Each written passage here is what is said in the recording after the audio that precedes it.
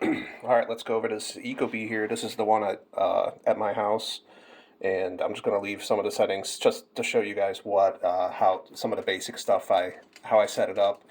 Um, so I'm not going to cover hooking it up to the internet and all that kind of stuff, the basic setup stuff. If I do have to make a video for that, just let me know.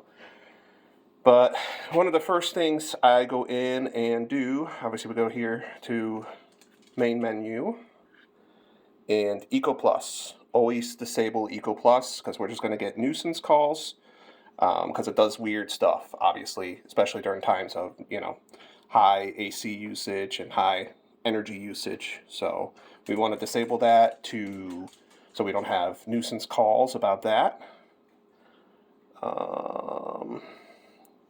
If you go into settings down here, we have our air quality monitoring, and we want to disable that as well because same thing, a lot of people don't understand the difference between carbon monoxide and dioxide. I have mine enabled because I have a gas stove and I don't have a vent for it. But so sometimes the Ecobee has to remind me to turn on or open up my window. So, but always disable that as well. Again, just so we don't get a bunch of nuisance calls because it has nothing to do with our equipment, but most houses have poor air quality. So. Another thing that I always talk about with the customer after I do that is how they want this thermostat to run. If they want to set it and forget it, or if they want to program a schedule. And then at that point, also I ask them about the room sensor, if they want to use the room sensor. For me, the room sensor makes most sense in houses where people sleep upstairs. It's an older house, so they might not be returns or poor ductwork, and everyone spends most of their time downstairs, and then they're upstairs at night. And then we program a schedule for the sensor for that. If they want to have the sensor hooked up, that's fine. The problem is if the sensor's constantly reading at the same time as the thermostat itself, you're actually going to get an average temperature displayed on here. And you guys can see that it says 72. But if I go in and look at my sensors, I'm actually 74 degrees upstairs and 69 downstairs. So obviously displaying 72. So again, that can lead to nuisance calls. If the customer does decide they want to have it as set and forget it, you need to go into the preferences, scroll down, and you'll find hold action. So that's how mine's set up. My hold action is until I change it. That makes it set and forget it. So I set the temperature, it holds it indefinitely.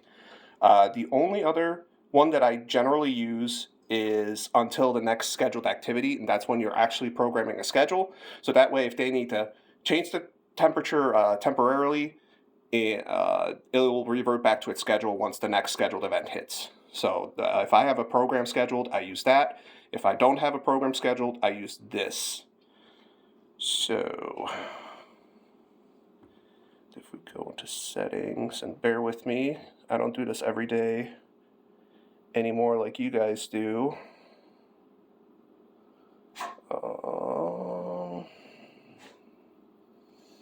That's not what I wanted. I want to get into, you guys will see in the sensors. You want to disable follow me. If you have follow me on, it will try to sense occupancy and heat the house and cool the house according to who's moving around the house.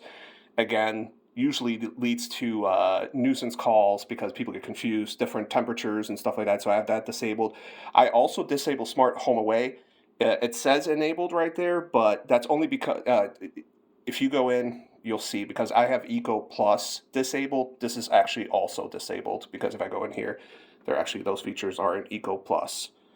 So yeah, disable all that stuff because like I said, it just makes it do weird things. And we don't want the nuisance calls from that. Let me think, what else? If we go to program a schedule,